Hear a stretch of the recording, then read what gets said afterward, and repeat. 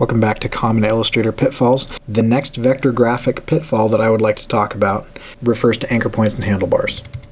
So if you see here, there are no stray anchor points, reversed handlebars, awkward curves, too many anchor points, and the anchor points are not placed in awkward places. This particular illustration is a pretty messy one, and that can be okay when you're going for that particular style, but let me point out some things that are just always not okay.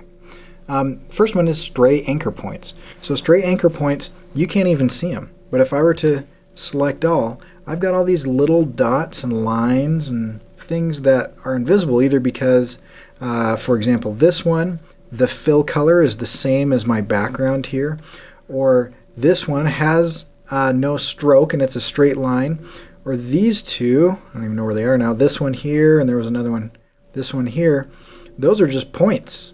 They're just points. Those can really mess you up. One good way to check for stray anchor points is if you press Command Y on a Mac or Control Y on a PC, and then what that'll get you is that puts you into your outline mode. That switches between outline and preview. And then you see everything no matter what the color is. So I noticed that there's these little X's here, and I can look at those and I can say, oh, those aren't part of my object, and you can highlight those and delete them because they probably just showed up as you were just drawing. So just get rid of those stray anchor points and stray lines. Awkward curves are another thing that you'll run into. There's really no way for me to demonstrate all of the different ways that you can have an awkward curve. So if I was to draw a circle, if your handlebars are pulled too far, and I pulled it way too far and came down and connected that object, that's an awkward curve. This is also a corner here that we might not want. So, this is curved on one side of that anchor point, straight on the other side of the anchor point. If I don't want this to be a point, that could be an awkward curve as well. So pay attention to how strong your handlebars and your anchor points are and where they're located. The other one that you want to look at is reversed handlebars. Often if you're using the convert anchor point tool and you convert something from a corner to a curve, you can pull the wrong direction. So if I pull like this, I meant to have a curve go this way, but this is called reversed handlebars.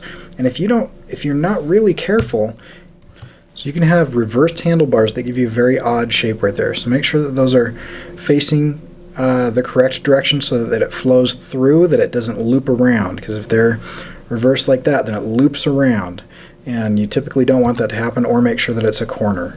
So if you intend for it to be a corner, make sure that it's a corner. If you intend for it to be a curve, make sure that those handlebars are facing the right direction. Another thing that you can do is you can have too many anchor points. You should have as few anchor points as possible. If you have too many of them, you can get curves like this. So notice the shape here is really jagged. It's kind of erratic.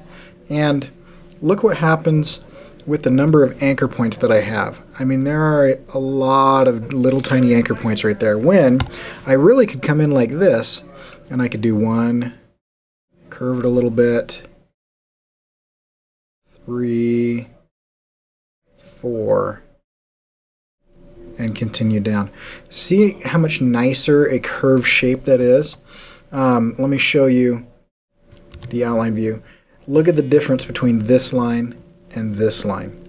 Okay, now I could even come in a little bit more and be more precise and adjust these curves, but notice what I did with 3 or 4 anchor points compared to the 20 or 30. It's a much smoother line.